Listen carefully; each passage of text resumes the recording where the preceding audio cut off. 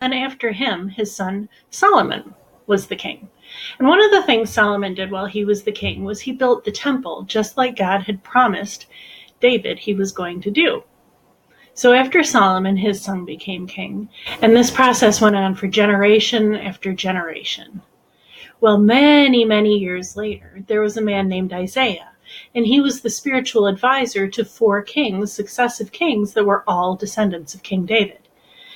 And so what would happen is God would give Isaiah these messages to bring to the people, and Isaiah would do it. So several of these messages had to do with a special person who was going to come sometime in the future. And this is one of those messages. God said, "My servant will be lifted up and given a place of great honor, but he'll also be like a tender shoot pushing its way up through the dry ground. He won't be like some handsome king." And us, well, we're all like sheep. We've gotten lost and gone our own way. But God has held his servant responsible for all the ways that we've failed him. And God says, my servant is like a sheep too.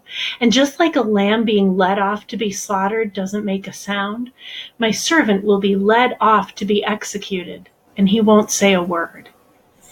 They won't give him a fair trial. They'll plan to bury him like a criminal, but he'll end up in a rich man's grave. And then after all of this, he will be raised up and given a place of great honor and power because he was willing to sacrifice himself for many.